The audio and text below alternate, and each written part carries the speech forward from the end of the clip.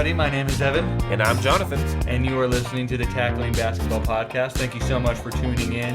The NBA offseason is in full effect already with the rumor mill swirling all over the place. So we have a lot to talk about, a lot more than we expected to be able to talk about at the start of this day. But thanks to Twitter, ESPN, Sleeper, we have plenty of content to get through, so we're going to get right into it with our GOAT and Dick of the Week segment. Jonathan, who is your GOAT this week? My GOAT of the week is Shohei Ohtani, who, if you don't know, he's the Los Angeles Angels starting pitcher. He's their ace, and he is also their best batter. And the stats really show it. A quick reminder for everyone, I'm not a huge baseball guy. Evan's a little shocked that I'm sharing anything about it at all. But keep that in mind while I'm reading out some of these statistics that just show off like how insane he's been this season. So on the Los Angeles Angels, relative to everyone else on the team, he is leading them in runs, hits, home runs, batting average, on-base percent, on-base plus slugging, runs batted in, Super Bowls, and right calves. We'll put up a graphic. You can figure out what I mean. In pitching, he's leading in ERA, wins, strikeouts, and batting average against. Just an absolute dominant performance from him, now making him minus 450 favorite to win the American League MVP, and it's very clearly deserved. I mean, he is among the best batters in the entire league. He's probably the best pitcher in the entire league, and it's just insane dominance from a single player, especially considering that like he's one of very, very few pitchers to actually go up to bat now that designated hitters is a thing league-wide. So, yeah, absolute stud. Yeah, he's incredible. It's impressive to watch him. I'm going to a Rockies-Angels game on Friday, and I'm very excited to get to see him, and of course Mike Trout too, but mostly Shohei play in person. The Shohei show, it was what the Los Angeles Angels are at this point. My GOAT of the week is Bradley Beal, coming out of the news that he has been traded to the Suns for a package that probably wasn't worth his actual value, but we'll get into that later. Bradley Beal has been stuck in the basketball purgatory that is the Washington Wizards for the entirety of his career. Even during the days when John Wall was on the team, they were never really a true contender. They were kind of the good feel story of the Eastern Conference. Of they made it to the playoffs and maybe they would win a series and that would be where they stopped. But in the past few years, the Wizards have been needing to go into their rebuild for 3-4 years now, and he has just suffered through all this time. So good for Bradley Beal. He's finally on a team where he will be able to compete. The Suns will be a contender this next season, and he'll be playing meaningful basketball for the first time in quite a while. So congrats to Bradley Beal. Yeah, without a doubt. And my Dick of the Week sort of plays a little bit off of that. I believe that Bradley Beal is probably the only winner in that trade. And therefore, I have my Dick of the Week, or my co-Dicks, being the Washington Wizards and the Phoenix Suns, because what a mess this whole situation is. And, like, the Suns have legitimate arguments to say that they did really well this trade, especially when you look at what they gave up. I mean, Chris Paul, it was Landry Shamet? Yeah, Landry Shamet, Chris Paul. A couple of second-round picks, and then a couple of pick swaps that probably won't vest because, the Suns are better than the Wizards. So more than likely, it's just a really high contract that the Wizards are going to try to move on from in Chris Paul. Landry Shamet, who is okay, and a couple of second-round picks. And this all is the result of that no-trade clause that Bradley Beal has. And he's the only player in the league right now who has a no-trade clause. And the first one in a while. There's only been 10 in the history of the league to ever get a no-trade clause. And there's a good reason to believe that he might be the last, because when you pick your destination, you also say to your current team, you don't get any value from me. And that clearly showed. But on the Suns side of things, they are now pushing really high up in cap space. For those of you who don't know, the salary cap in the NBA is really complicated and weird. You basically have like 4 different levels of cap. The first one is just called the salary cap, but you can exceed it through a couple of different methods. The second level is called the luxury tax, where you start to have to pay more back to the league for every contract that you have. The third is called the apron, where you sort of like get fewer exceptions granted to you and you receive like more penalties on you. And the fourth, which is just being introduced this next season, is the second apron, where you get extreme restrictions. There are no salary exceptions that you're allowed to use, basically. And you're also at risk of severe downgrade of draft assets. And with this trade, the Suns are guaranteed to enter that second apron, meaning that every single player that they sign this year in free agency has to be a veteran minimum deal. So they're working with their 4 studs. They are stud athletes, but then a team of just rejects around them. And it'll be a huge experiment to see, can this work for them?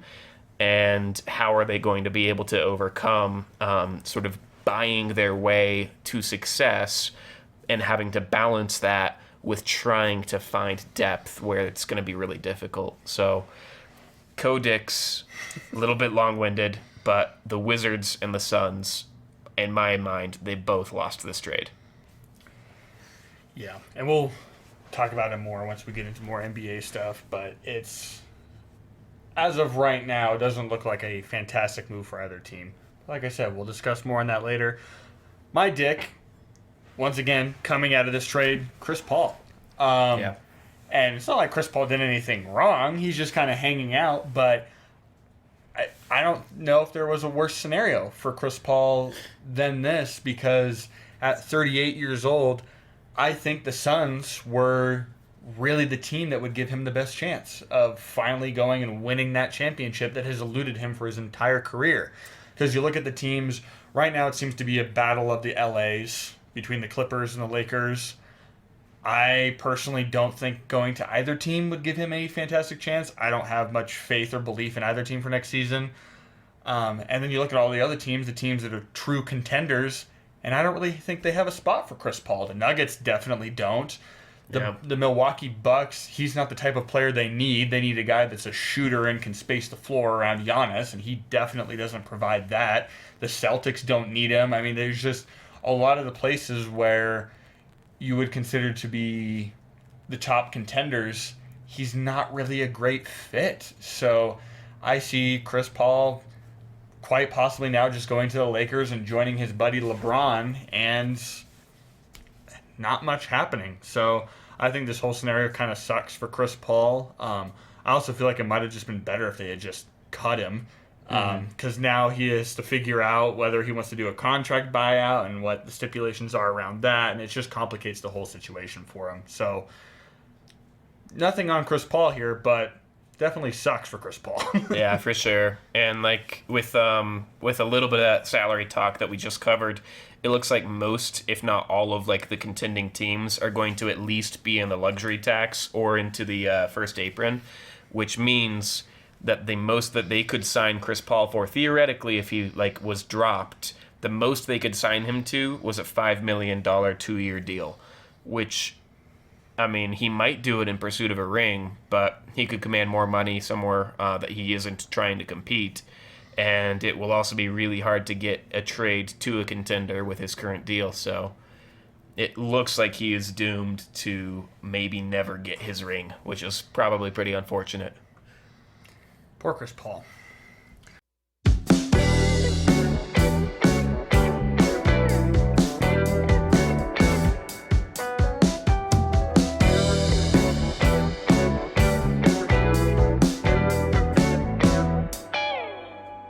With that, though, we'll shift over to just NBA rumors as a whole. Like we said, today has been an absolutely crazy day for the rumor mill. for trades happening, for teams coming out and saying what they would want to trade for specific players. Before we get into trades, though, we of course have to talk about John Morant's 25-game suspension and give our input on it, whether you guys want it or not. So, Jonathan, what do you think about John Morant's 25-game suspension? It's not enough. I mean, we talked about this last week too, and I gave my opinion on how I think it needs to be a severe punishment that gets backed off if he shows steps towards progress. But what this is a compromise deal that does not incentivize any change, other than we want him to just feel the weight of 25 games. But I mean, he didn't feel the weight of last year's suspension, so I don't know what raising it by this amount will do. I think what's weird to me, though, in all of this is that the NBPA, the Players Association, has come out and said that they plan to fight this. And I mean, I think that the association exists in order to stand by its players always, and it should. But if I were them, I'd be grateful. This feels like a lot less than any of the rumors were saying, and it feels like a lot less than it probably should be. It's tough, and like you were saying with the NBA PA coming out, I agree. They kind of have to do it. It did feel very odd that they put out that statement like an hour after Jaws, where Jaw was essentially saying, I accept the punishment, I'm going to go through it, I'm going to become a better person. Yeah. So that felt like weird timing. Like if I was the NBA PA, I might have waited like a couple days or something, because it just kind of seemed like there was no communication there between those parties about the situation. Or worse, there was communication, and it was Josh saying, hey guys, I'm going to bullshit the internet. Please back me up because I don't want to spend this. Yeah, no kidding. In terms of the number of games, it is tough because when you look at other suspension situations, one of the ones that I saw being pointed out to by a lot of NBA pundits across different platforms was that Miles Bridges was suspended 30 games for domestic abuse. So that makes it very, very difficult for the NBA league office and for Adam Silver to justify suspending Ja for more amount of games than that when Ja didn't do anything illegal. So right. I know that we want it to be longer and because he's being unsafe and he's being an idiot, but it is tough just for the NBA to get through that. And like we said too, if they had suspended him much longer than that, there's a very good chance that this 25 games, if the NBA PA appeals it, will likely stand. They're going to appeal it just because it's what they're supposed to do. But I think if I'm the league office, I wouldn't be too afraid about this getting overturned. It's likely going to stand. Whereas you go longer than that and it might get changed. So yes, it would have been great if this was longer, but at the same time, 25 games will be enough time for Ja to actually go get counseling, for him to do what he needs to do to get better. There are stipulations that he has to meet in order to get back in that 25 games. It could go longer if he doesn't meet the requirements that the NBA is kind of setting forth in terms of counseling and actually becoming a better and smarter person with this. So he actually needs to stick with it this time and do what he keeps telling everybody he says he's going to do, which is become more mature and smarter and learn from his actions, which up to this point we have not seen. Yeah. But moving on now to a piece of news that would be world-shattering if it didn't happen this week with everything else, and that is Michael Jordan is officially moving to sell the Hornets. He's found his buyer. The deal seems to be already written up, and Michael Jordan will no longer be an owner of an NBA franchise. And my goodness, what a reign he had as owner. I mean, he went into ownership with 6 rings already, and by the time he left, he had 6 rings. And 5 more wins than when he became owner. Yeah, I mean, during his tenure as an owner, no franchise has had a worse winning percentage than the Hornets. So that Bobcats/Hornets. Yeah. So that kind of speaks to MJ's time as an owner. I do feel it is unfortunate there are now no longer any black majority owners left in the NBA. That does kind of suck, and it's kind of shocking. But it also sucks that we now don't have any former players. Yeah. I mean, it's unfortunate, and I don't think we've ever heard just how much Jordan actually had a hand in the team. So whether he was actually putting an input in his decision making was what was screwing the Hornets over, or if he was hands off and the GMs that he's hired just sucked. But it is unfortunate. It sucks that MJ will no longer consistently be around the game now, because we know damn well he's not going to become a broadcaster or a pundit, because that's just not MJ's vibe. So who knows how much we'll actually see MJ sitting around courtside at games anymore. Right. It's insane.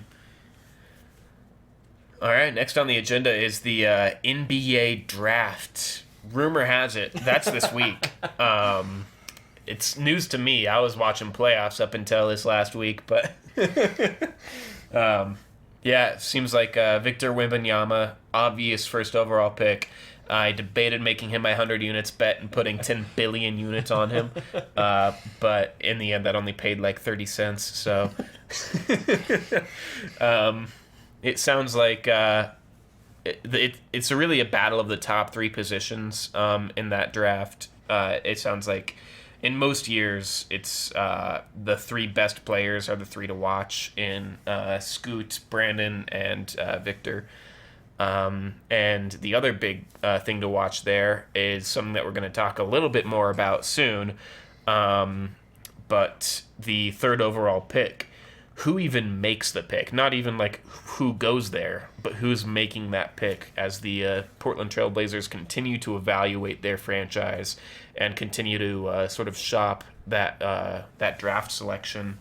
Evan, what are your thoughts? Yeah, neither of us have done a whole lot of scouting up to this point, which shame on us for not doing more scouting, but it is what it is. Jonathan was focused on the Nuggets winning the finals. It is. I do feel like this year's a little peculiar, though, because I don't feel like there's ever been as big of a drop-off between those top three guys and the guys following that as this year. It is. Like, usually the top three guys are the far and away the best prospects. Top 3 or 4 guys are the best prospects, and that's who you mostly hear about. But you also tend to hear about some of the other guys, some of the guys that might be going 4 or 5, 6 other top 10 guys. And I haven't really seen anything or heard anything. It really seems to be a focus on Victor, who we all know is going to the Spurs. I mean, they've started putting up billboards in Texas telling him, "Welcome to Texas, Victor," because he's going there. And then it's just Brandon and Scoot, and it's whoever goes 2, the other will go 3. And that's just how it is. And like Jonathan said, regardless of whether it's the Blazers picking there at 3 or another team, they're taking Brandon or Scoot, whoever's left over at the 2. Yeah. So it'll be an interesting draft. Believe we're planning on, similar to the NFL draft, trying to do some live draft reactions, so you can look out for those. Live scouting. Yeah, live scouting, because we don't pay attention to college basketball as much as we should. It's a bit of a tradition that I've had for a couple of years now. I skipped last year, I think, but it's a lot of fun to not pay enough attention during the season and then give yourself up until the time that the next team picks to do all of your research and scouting and then grade it. So that's what I'm going to be doing. I have watched a little bit of Wemby's tape, and that's pretty much it. By nature of watching Wemby, I've watched his teammate a little bit, who might show up in the betting segment later. But yeah, a lot of live scouting, a lot of fun that is to be had. But like you said, top 3 picks. This really reminds me a lot of the 2019 draft with Zion, Ja, and RJ. And like that draft, it's not unlikely that one of these 3 surefire prospects doesn't pan out. And time will tell who that is. Maybe you'll see during our live draft scouting us place an opinion on that. But something to look out for. Absolutely. With that, though, we will now transition over to the rumor mill of trades that have happened, trades that might happen, the absolute crapshoot that is the NBA offseason. And Jonathan already gave his 2 cents on the Bradley Beal deal to Phoenix, so I'll hop in first. pretty much agree with the assessment, especially since this experiment has more or less been tried with Kevin Durant before in Brooklyn, with Kevin Durant, Kyrie, and James Harden. And it didn't work. Why? Because they didn't have any depth. And that's exactly what the Suns are doing to themselves here. Yeah. And if the last few years have proved anything, it's that the era of the super team is coming to an end. It just doesn't seem to work. I mean, there's an argument outside of the Warriors and LeBron James, it hasn't ever worked for anybody. So, and even LeBron has built up super teams and it hasn't worked. So the Cavs only managed to win one championship because they ran into the Warriors, but the Miami Heat struggled in their first year. It doesn't always work. And so it just feels like the Suns putting all their eggs into this basket, especially when as much as I like Bradley Beal and he's fantastic, I don't feel like he's the player the Suns need. The Suns, Yeah, I agree. with ball-dominant Devin Booker and Kevin Durant, who are fantastic scorers, you needed a guy like, Chris Paul to help run and facilitate the offense so that Devin Booker and Kevin Durant can score. And then you have DeAndre Ayton, who can kind of run the pick and roll and play down low. And who knows, they may end up trading him away to help save themselves some cap space because they have 4 max players. But it doesn't really feel like Bradley Beal is the right fit for this trio. And during his early time with Washington, he was a bit more of a distributor, and he's kind of been forced into being more of a scorer ever since John Wall left. But even then, it just feels like Chris Paul was a better fit with those guys. He was running that offense. So I just don't feel like this is what the Suns need. And maybe they'll prove me wrong, and maybe this group will be fantastic, but depth is absolutely going to be an issue. Their bench might wind up being one of the worst in the NBA. So we'll have to see how it pans out. But personally, I think the Suns are going to wind up regretting this trade a little bit and wish that they had instead gone out and traded for more role players instead of a guy like Bradley Beal. Yeah, and like Evan sort of alluded to, I would say look out for a DeAndre Ayton trade. Probably not this offseason, but I would be surprised if by the start of next season he is still on the Phoenix Suns, just because they are guaranteed with their current slate of just 4 contracts to always be in that second apron and always have a ton of penalties levied against them for both team building purposes, trading purposes, and free agency, everything. So, not to mention the fact that if they hold on to this team for all 3 of those years, that results in basically their first round pick in 2020 or in 2030 becoming the 30th overall pick, no matter how good or bad they are. So it will be very costly for them to continue to roll with their current setup. And if they don't find, like, they need the championship this year, or else they'll have to reconsider a lot. Absolutely. To the flip side of this now, though, with Chris Paul, I alluded to this earlier about seemingly the 2 Los Angeles teams seem to be the ones going after him the most. But, Jonathan, what do you think are the best landing spots for Chris Paul, for team-specific as to what teams would benefit the most, and then for Chris Paul himself? Where do you think Chris should try and insert himself into a roster? Well, I think that there is no great place for him to go when seeking a ring. Like I sort of alluded to earlier, almost every team that is contending right now can't afford him, and he's not enough on his own to elevate any of the teams that aren't contending right now. I think that his best option, if he wants to sort of continue to build his own legacy as well as probably get a decent amount of money back, is the Clippers. He can be that distributor that we sort of talked about, fits well into Phoenix's role, but just in a different city. And they are also like set up with a little bit more depth. Maybe with his leadership, they can push a little bit further than they have these last few years. But I don't know. I don't see an ideal landing spot for him, if I'm being honest. I see spots that are better than others, but nothing great. I would agree. For ring-chasing purposes, there's just not much out there. At 38 years old and likely the salary that he's going to be looking for because he deserves it, it's just not there. I think in terms of what would be the most fun, in my mind, would be him going to the Lakers to join his age-old buddy LeBron over there. I think that would be a lot of fun. It would be interesting to see the two of them finally get to play together for the first time. It would make the Lakers better, and the Western Conference is fun when the Lakers are up there and wheeling and dealing. So that's where I hope he goes. Clippers would be interesting, but been there, done that for Chris Paul. Didn't work out. Kawhi is also always freaking hurt, so who knows how much Chris going there would actually help the Clippers. Right. Now over to Draymond Green, another fun and kind of interesting situation with Draymond of him declining his $27.5 million player option to now become an unrestricted free agent. Personally, this feels weird and vindictive almost from Draymond here.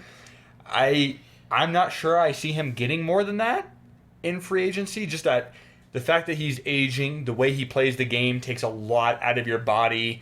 His locker room issues, his on-the-court history of suspensions and doing dumb stuff. I don't see him getting more money than that. So really the only thing I can think is that this move is either trying to force the Warriors' hand into giving him more money, trying to force them into getting rid of Jordan Poole, which probably isn't going to happen, or he just really doesn't want to be on the Warriors anymore, is really how I see this at this point. Jonathan, what do you think? Yeah, I mean, we've all mostly forgotten about the Draymond punch from earlier this season where he threw a fist at Jordan Poole, and there were rumors that like the locker room was starting to degrade a little bit. Maybe this is a reflection of that. Maybe it's just that he actually does think that he can command more than $27.5 million in free agency, which, in all honesty, he probably can. It's not unreasonable to think that even the Warriors try to pursue him at a higher number. But this does sort of feel like the beginning of the Warriors breakup, where we had these three players that were superstars all on the same team for like a decade. And now it might start to sort of fall apart. And it'll be very interesting to watch as the Warriors sort of try and rebuild their team and try and like leverage the last years of Steph and Clay. They even admitted themselves this last, after being eliminated this year, that they just are not a championship build right now, that they need to find ways to get better. And this might be the start for them, or it might be the end. Yeah. And if Draymond does wind up walking and going somewhere else, this will be Jordan Poole's time to put up or shut up. He got that big contract, and he absolutely crapped the bed in the postseason. He played horribly for a guy making that kind of money, and especially as the guy who's supposed to quote-unquote replace Draymond in that big three with Steph and Clay. So we'll see if Draymond departs, if Jordan can step into that role. He definitely won't step into the defensive role that Draymond has played, because Jordan doesn't have that, and trying to replace the level of defensive production that Draymond has is damn near impossible for anybody. Draymond is fantastic on the defensive end. So it's really just going to come down to, what do the Warriors value right now? Do they value more offensive output, or do they feel they need to hold on to that defensive enforcer in Draymond, because that's what he brings to the table? It definitely isn't scoring. And I don't think Poole is in any way a replacement for Draymond. No. He can't be that on offense. He can't be that on defense. And he also just fills such a vastly different role from him, and too similar to Stephen Clay of a role, where like he's their bench guard. He's not what they need in their starting lineup. He's not what they need at all. So I think that if they're looking to sort of go the reload route of trying to be competitive again soon, maybe look for Jordan Poole to get traded. If they are trying to go the full rebuild route, maybe Steph, maybe Clay. But time will tell, and Draymond's free agency decision will be the catalyst to kick all of it off. Yeah, absolutely. Now over to one of my least favorite topics is the potential trade of Damian Lillard. This week there's been a lot of rumblings. The Miami Heat have come out and said that they believe that if there's going to be an offseason that Damian Lillard wants out of Portland, this is the one. The Heat seemingly are kind of sitting on the edge of their seats waiting for Portland to negotiate with them on a trade for Dame, which admittedly for Miami would make Miami dangerous as hell in the Eastern Conference and in the NBA if they were able to get Damian Lillard on that roster. But we still have yet to hear from Dame. We still haven't heard any desire from Damian Lillard to be traded. So it's really interesting situation. It still kind of feels like a lot of people are just trying to put stuff out there to make it seem like Dame wants out. But to this point, we haven't heard it. And at this point as well, we still haven't even gotten a hint of the direction that the Blazers want to take their franchise. Supposedly, Jeremy Grant and the Blazers have worked out a contract that he'd be good with signing once free agency began. But honestly, that contract makes sense either direction they go. So really not any hints still at this point. Yeah, I mean, like I've said a couple of times now, I think Portland should want Damian to want out. I don't think that for that kind of a team, that small market, it's not a good idea necessarily to move on from someone who's been so loyal to you, because that sort of sends a bad message in the future if you want another superstar to stay with your team. But if Dame asks out, that might be the best thing for Portland. They can flip him for future assets. They can try to rebuild. I think that he would be dangerous with the Heat. I want to do like maybe a deeper like discussion on this at some point. Just what is the ceiling of a team that is built with and around Damian Lillard? Because he does have such a unique skill set and is so necessarily ball dominant that it's almost a very difficult problem for a GM to build a successful like championship caliber team around him. Like we've only seen it once in recent memory where like this ball dominant shooter was the leader of a championship team, and that's Steph, and it's a pretty unique skill set around him that's pretty hard to replicate. So is anyone going to be able to do that with Dame? If anyone is, it's probably the Heat. It's probably Coach Spo. So this would be a great deal for them. It would like immediately give Portland a lot of assets. It would give the Heat a like huge championship window. But we'll see if that's the route they go. And then on the flip side of that, another rumor has come out where if Portland is trying to continue to contend, what they might do is try to acquire Zion Williamson for the 3rd overall pick, maybe a little bit more on top. But Evan, I'm curious your thoughts on that. If this was Zion straight out of Duke, I'd be a whole hell of a lot more excited. Yeah.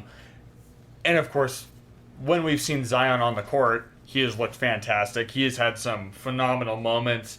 He has essentially shown kind of that promise of being the dominant athletic force that we saw coming out of Duke. It's the question of when is he available and when will he be on the court. And for those who know the Portland Trailblazers history, that is a Vietnam flashback waiting to happen for all of Portland, with Sam Bowie over Michael Jordan and Greg Oden over Kevin Durant. Our history of big men with injuries has not been great. Yeah. Obviously, when you take the mindset of putting a healthy Zion Williamson on a roster with Dame, Jeremy Grant, Yusuf Nurkic, that prospect is very exciting and could work out very, very well. But will he be healthy is the real question. Will he be committed? Will he actually train and condition and be in the shape that he needs to be on the court?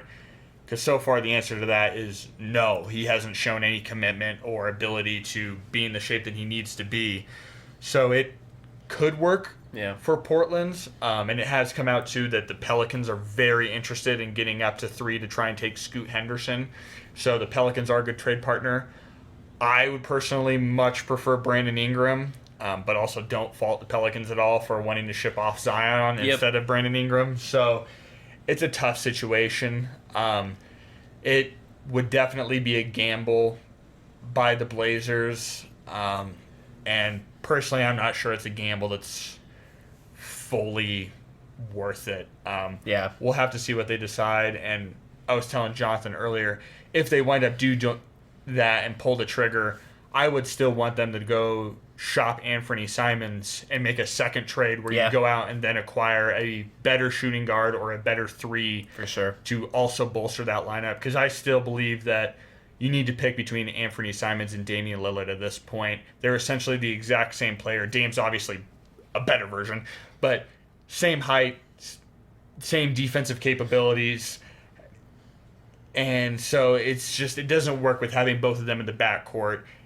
Ant would be a fantastic trade piece. You could send him off to the Raptors for OG Anunoby. You could send him somewhere else for another similar player and bolster that starting lineup a little bit more. And depending on how teams value Anthony Simons, you may not have to give out a ton more outside of Ant. Maybe some picks, maybe some other youth, but it wouldn't break the Blazers' bank necessarily to go out Right. and get like an OG or someone similar to that because they're not a top tier talent. But if the Blazers are going to go for it, they need to go for it. And just trading the 3 for Zion is not going to be enough unless Zion suddenly comes back next season as the reincarnation of Jesus Christ. Like, it won't be enough. Yeah. I mean, like you said, it's a huge risk, but the fact that it's a risk is the reason that this trade is even on the table. Because, like, we're talking about, you'd be really happy if it was straight out of Duke Zion. If it was straight out of Duke Zion, this wouldn't be a trade offer. Yeah. So to be able to take this risk and to hope that Zion can be what he was promised to be is, like, maybe their best route to contention in my mind. Because there was a lot of, like, doubt in my mind. The 3rd overall pick, I don't know if there's any reasonable trade that is able to vault them into contender status. But a trade for a, like, really risky piece that could break out or could be nothing, like Zion, is that chance.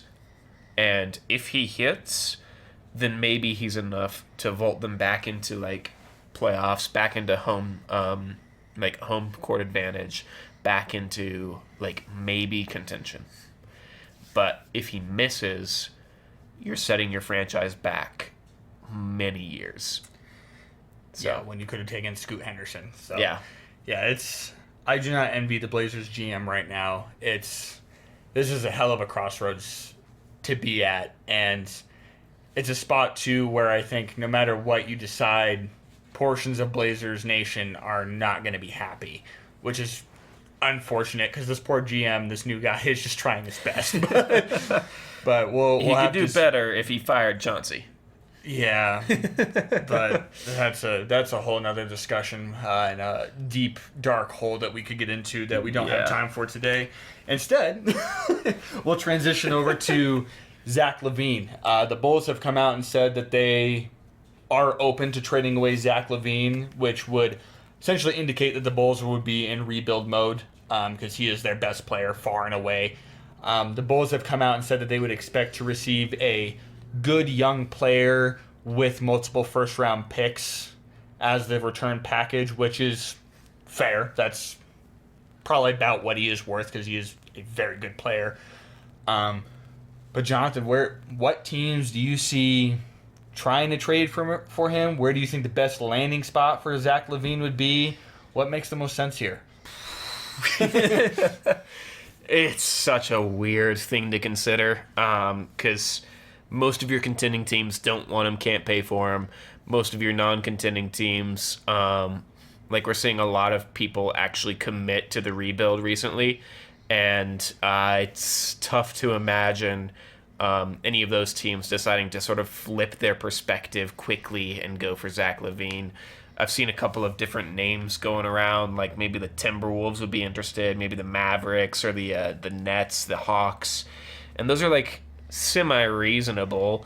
I think that of that list, maybe the Hawks almost makes the most sense. Not as what his best landing spot would be, because I don't think that would be a great fit. Yeah, with DeJounte Murray and Trae Young already on the roster. But just the team that thinks that they are there and thinks that they can push themselves, whereas everyone else on this list is very clearly either regretting doing that last year, where you have the Timberwolves, or they are actively acquiring assets for their future. And Zach LaVine is not an asset for that team's future. So I'm not sure if they get what they want for him. I wouldn't be surprised if he doesn't get moved at all. Or if it does, if it's to a surprising team like the Hawks or the Mavericks. But yeah, I sort of like Chris Paul. I don't think there is a good landing spot. He'll go somewhere. I won't like it. Yeah. I know it now. I won't like it. A team I'd be interested in keeping an eye on would be the Toronto Raptors.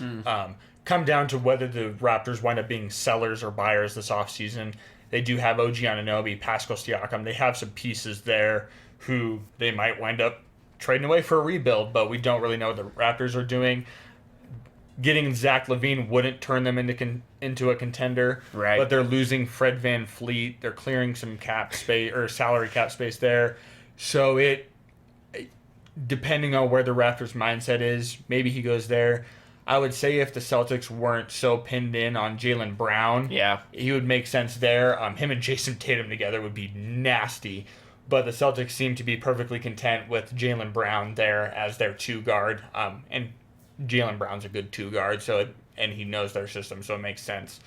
But yeah, I agree. I'm not sure exactly where I see Zach ending up. That would be a better situation for him than the Bulls. The Nets might be a little bit better than the Bulls.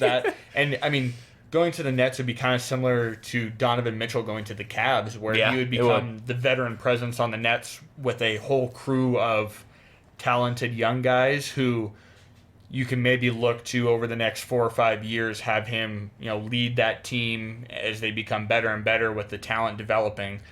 But I don't know. I don't see any main contender trying to go get him. Maybe the Heat if they're also after Damian Lillard. But ultimately, I just don't see it. I'm also not sure Zach LaVine is exactly what the Heat would need either. So we shall see. And it may just come down to the Bulls may just have to stand pat and keep Zach LaVine on the roster and try and build around him. And to be fair, he's not a bad guy to try and build around. So we'll see. I mean, I think seeking a trade is wise. I just don't know if they're going to get it. Yeah, they may wind up having to take a bargain price for him in order to engage in that rebuild. So see what happens.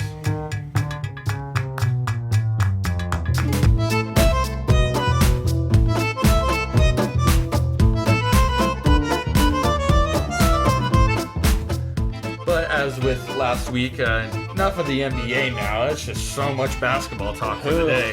So over now to the NFL, where we will continue our division predictions.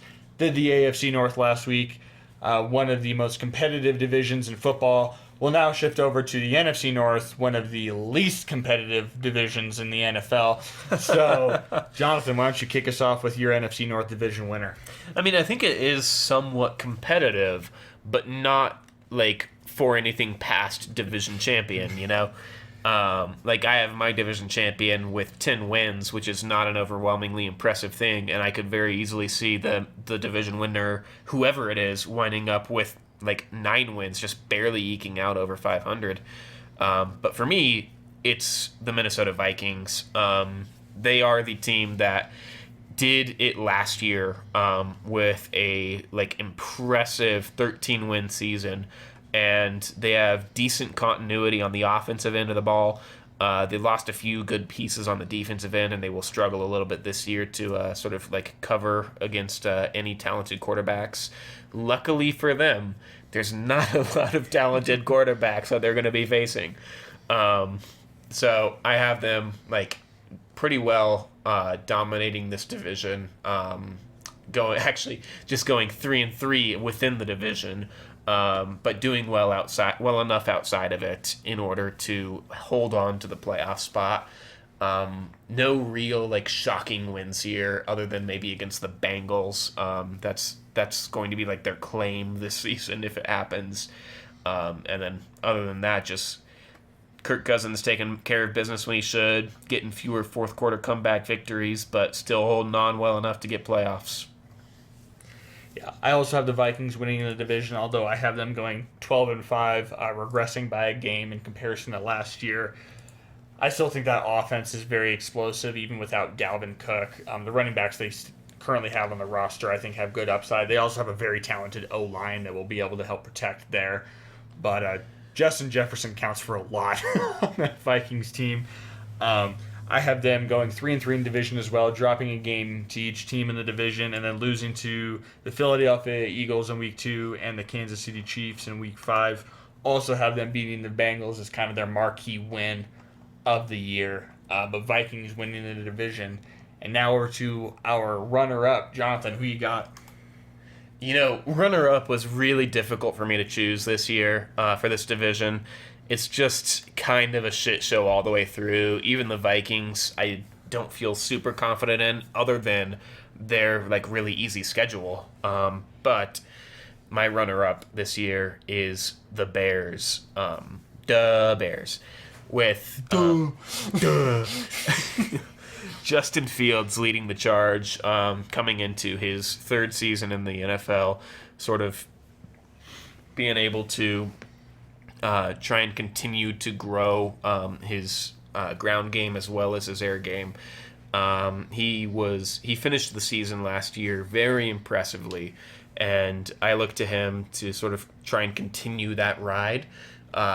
They wind up just per the nature of this, like, the mess that is a little bit of a weaker defense, the weakest offensive line in this division, albeit not a bad offensive line, and the loss of a couple of pieces to surround Fields. I have them going just 8-9, a losing record, taking the second best in this division. I think a little bit more highly of this division than you do. I have the Lions as my runner-up, going 10-7. I believe we'll come back and check at the end of all this, but I believe securing a wild card spot. I'm a lot higher on the Lions than Jonathan is. While I wasn't a huge fan of their draft, I still think they're a very solid team. They're up and coming. Dan Campbell has shown that he is actually a very good head coach for all of the wild and crazy stuff that he sometimes says in interviews. Have them dropping against the Chiefs in week 1, which is a duh. Against the Ravens in week 7 is another duh. And then going, I actually have them going 4-2 in the division, doing better than the Vikings in division, beating the Bears twice. But overall, 10-7, decent season for the Lions, finally making it back to the postseason in my mind. Wins against the Seahawks, Broncos, and Cowboys is a little bit surprising to me, but it could happen. I mean, underdogs take it all the time in this league, but to me, in my mind, they are the clear underdogs in all 3 of those games, and that is why the main difference between the 2 of our picks for my Lions being third in this division is those 3 games. I have them eating 3 losses in them. The Lions finishing 7-10 behind a mediocre at best Jared Goff, a team that has lost a few pieces on offense, and they did the draft, like we said, we're mocking it a little bit, but part of the reason that I'm mocking it is because it was almost a win now draft. Like, a running back is sort of a finishing touch on a team. It's not a something to vault you into contention or help you rebuild. And so I think that they jumped on Gibbs a little bit too early here. And I think that they are just not ready to sort of push themselves to this next level. And as a result, I have a couple of wins against my worst team in the division in the Packers here, but also overall just not doing very well at all outside of this division, outside of the teams that they know the best. Gotcha. For my my third in the division, I have the Green Bay Packers, and I know. Some of you might be saying I'm just a homer and I'm a Packers fan, but I mean, and Jonathan has them fourth. But the thing is, it's hard to be a homer when you have them third in the division, missing playoffs. Yeah. Yeah. Them going 8-9 is me being a homer. As much as I'm hesitant on Jordan Love as the starting quarterback for the Packers, I think the Packers just have a ton of other things going for them that will be able to help them out this season. Aaron Jones and A.J. Dillon is one of the best running back duos in the NFL, and if Matt LaFleur is smart, which he is, he'll be able to utilize them to kind of carry and shoulder this offense while Jordan Love gets up to speed. I love the fact that I'm seeing commitment from Jordan Love. He's working with his receivers, so I think at bare minimum they will be able to develop a good short passing game on quick routes. The Packers' defense is also pretty damn solid with one of the best corners in the game in Jair Alexander that can help shut down the wide receiver one on opposing teams. So I have the Packers going 3-3 in the division as well, taking a game against every single team. And then outside of that, losing pretty much every single game that they should lose. Losing to the Broncos and the Chargers and the Chiefs and the Giants. Have them beating the Raiders because I think the Raiders suck. But no real marquee wins on the season this year for the Packers. I think they'll get by. I think Jordan Love is going to at least be decent. The glimpses we've seen, not sure I'm stoked on the idea of him being the Aaron Rodgers replacement and him being the next coming of Brett Favre and then Aaron Rodgers. But I also don't think he's going to be awful. He seems to generally be smart with the football. He takes good care. He's got a huge arm, which with Christian Watson and Romeo Doubs on the roster could create fireworks. So I think the Packers will be able to pick up 8 wins. I think that Jordan Love will be awful. I think that Christian Watson and Romeo Doubs were elevated by a back-to-back MVP who lost his top wide receiver and then was forced to throw to a couple of rookies and sort of show off the skill set that they did have, but to a degree that Love will not be able to replicate. And that this team will show why Aaron Rodgers is still a capable quarterback in this league, and they still weren't able to get it done last year. They have they probably have the best the best defense in this division, and they also have, in my mind, by far the worst offense in this division.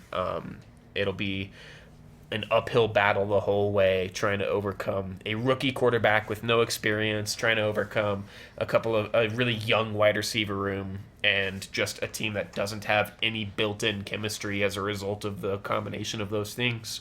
So having a tough time overall with just a couple of wins to show for, and a couple of what a lot of people might call surprising losses as well. I have the Bears, obviously, as my fourth, because I have absolutely zero faith in them. I know Justin Fields is a freak athlete and a great runner. Unlike Lamar Jackson, however, I still have yet to see any great arm or passing talent from Justin Fields, which is a major concern.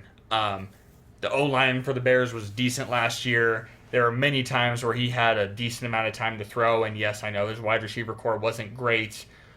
But if you're a great passer, you can elevate mediocre receivers, and he didn't do that.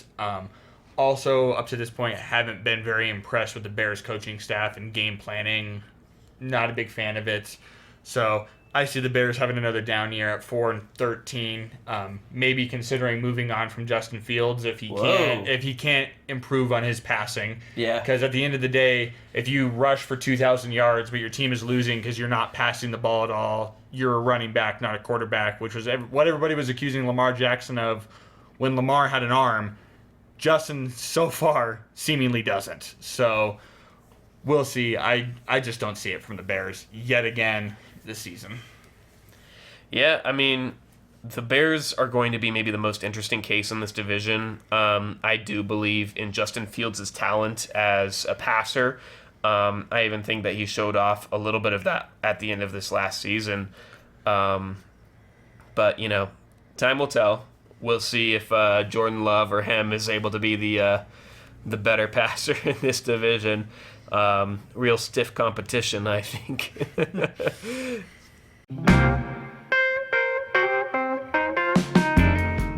I think that takes us now to our betting segment. As we know, this segment is called 100 Units because we do not like to share how much money we actually spend. So 100 units roughly representing 100% of your annual budget. 1 unit being 1% of your annual budget. Feel free to do the math yourself to see how much you should bet on these things. But Evan, what is your 100 units bet for this week? 100 units bet. We're in slow betting times. As much as I love the MLB, betting on the MLB is a bit of a struggle just because on a day-to-day basis, you never know what's going to happen. It's not as predictable as the NBA or NFL, so it's a little bit difficult to bet. So instead, I'm betting on soccer. So I'm going to go with an MLS game this weekend. I'm picking Charlotte FC money line over the New York Red Bulls. Charlotte is on the road and have plus 370 odds. And I actually like those odds. Charlotte has been the better team this year. So I'm going to put a quarter of a unit down on that. All right. I know nothing about that sport other than Lionel Messi's first game is July 21st. Woo! So look out for a bet that week. But for my 100 units bet, I am going with someone who is overshadowed. Bilal Koulibaly. Oh my gosh, it's so hard to pronounce names. Koulibaly, probably. Koulibaly, one of the two. But he is Victor Wembanyama's teammate right now, and he is also declared for the NBA draft. And I have this bet as him going in the top 10. The very little scouting that I've done this year has all been for Victor, just to sort of see, like, is he worth the hype? Spoiler alert, yes. But I was also very impressed by his teammate throughout that time, and just as a talented distributor as well as 3-level scorer. So I think that he should have a good shot at going in the top 10, plus 185 for that. I'm going a quarter unit. I like it. To my 10,000 to 1 bet, I know I just did a little mini rant about not betting on the MLB. So hypocrisy at its finest. But this was just kind of fun. I'm going to do first inning run scored over under half of a run. So if anybody scores 1 run in the inning, it counts one way or the other. I am going to be taking for Cardinals versus Nationals, and these are all for tomorrow. I'm taking the under. Royals, Tigers, under. Rockies, Reds, under. Red Sox, Twins, over. Mets, Astros, over. D-backs, Brewers, over. Padres, Giants, under for plus 13,978, and I'm putting a quarter of a unit down on it. All right. I like the under on the Rockies. I don't know about the rest. For my 10,001, it's time to double down already. Bilal Koulibaly. God damn it. Rookie of the Year. Plus 14,000 quarter unit. Again, I think he's a talented 3-level player as well as distributor. I think that he has, outside of Victor Wembanyama, the best shot of sort of showing off just a full-rounded skill set. And if he's able to do that in a year where maybe Wemby isn't able to play enough games in order to get his Rookie of the Year. Really, that's what this is, man. I'm betting not only on like a Wemby injury, I'm betting on an underdog getting it over him. So, I don't know. But 10,001, always ridiculous. I think that this is one of my favorite ridiculous bets this week. Yeah. I would like to say for everybody out there that betting the field over Victor Wembanyama might not be the worst idea in the world for Rookie of the Year, simply because of the new CBA where you have to play or you can't miss more than 16 games in order to qualify for that. And historically, skinny 7-foot-tall dudes in their rookie year have not been very successful with not missing some time. So I'm not going to tell you to bet the house on betting the field against Victor there, but I put a little bit down on it. Not the worst idea in the world. It's plus odds, so... Plus 180. Yeah, plus 180. So for a plus 180, yeah, Sure. Yeah, neither of us took it here, but I was definitely tempted. It's just I already have too many bets that are cashing out in like a full year, so I didn't feel like adding to that stack, except with my Rookie of the Year pick. God damn it. Very fair. Well, Jonathan, since we're off the agenda here, why don't you take us out? In 2 years' time, Nikola Jokic will be in conversation for the greatest player of all time. Honestly, not that hot of a take in comparison to what we usually have, but we'll take it. I thought it was spicy, but I like that you know. Good night, everyone.